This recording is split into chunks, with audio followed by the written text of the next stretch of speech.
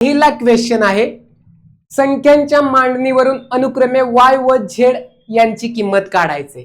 हा शब्द महत्वाचा आहे, अनुक्रमे लक्षात घ्यायचे. म्हणजे सुरुवातीला y ची किंमत काढायची, नंतर z ची किंमत काढायची. आता इथं देताना सुरुवातीला इथे z ची आणि नंतर y ची आहे, पण विचारताना y आणि z ची.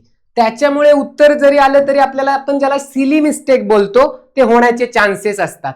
आता इकडे लक्ष द्यायचे, ह्याच्यात जे काही केलंय ते आपल्या लक्षात आलं, तेवढ्या वेळेमध्ये सुटलं तर आपण सोडवायचं, नाहीतर आपण स्किप करून पुढे जायचंय.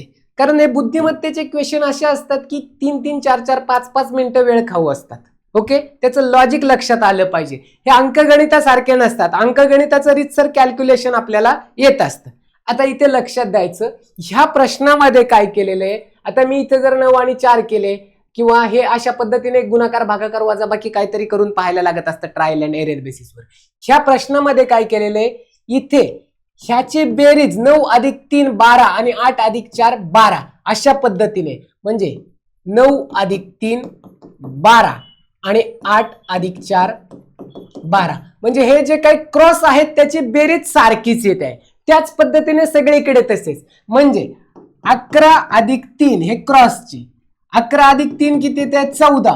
मग 8 अधिक z ची किती यायला पाहिजे, 14च यायला पाहिजे. लक्षात येत असेल आपल्या, अशा पद्धतीने इथे केलेलं आहे.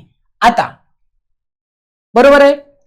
आता हे z जागेवरच ठेवलं आणि हे 14 वजा 8 जर केलं तर किती येते, 14तनं 8 गेले 6, z ची किंमत आली 6. आता लक्षात घ्यायचंय बरं का, सुरुवातीला जरी z ची किंमत आली, विचारताना y ची किंमत अगोदर विचारलेली आहे. आता त्याच्यानंतर पुढे म्हणजे 18 अधिक y, ह्याची किंमत जे काय असेल ते 17 अधिक, पहिल्यांदा आपण हे करूयात म्हणजे हे लक्षात येईल आपल्या, किती 17 अधिक 10 किती 27,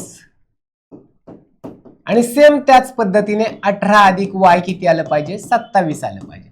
मग y इज इक्वल टू 27 वजा 18, y इज इक्वल टू 9. लक्षात आलं असेल. आलं. त्याच पद्धतीने 27 अधिक 26 आणि 43 अधिक 10 बरोबर येतंय का पाहूयात. ते काढण्याची गरज नाहीये, तरी पण आपण चेक करूयात.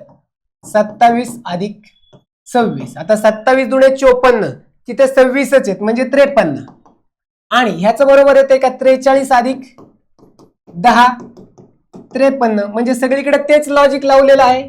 जे अपोजिट आहेत क्रॉस मध्ये त्याची बेरीज सारखी येते ते. त्या आता उत्तराला z इज इक्वल टू 6 आणि y इज इक्वल टू 9. गडबडीत काय होतं, आपण 6 व 9 असं लिहितो. आता हे दोन तर ऑप्शन कटले, दुसरा आणि तिसरा राहायला काय 9 व 6 आणि 6 व 9. आता 6 व 9 विचारले का, सुरुवातीला y ची किंमत किती आलेली आहे, 9 आलेली आहे. त्याच्यानंतर z ची 6, म्हणजे उत्तर काय आलं पाहिजे, 9 व 6 असं आलं पाहिजे. अनुक्रमे 6 व 9 लिहिलं तर उत्तर चुकते आपलं. 9 व 6, y ची 9, इथे विचारताना y ची अगोदर विचारलेली आहे, इथे फसतो आपण. त्याच्यामुळे उत्तर येऊन सुद्धा, म्हणजे 9 व 6 अशा पद्धतीचं हे उत्तर आहे. म्हणजे ऑप्शन नंबर 4, 6 व 9 झालं की उत्तर चुकणार आहे.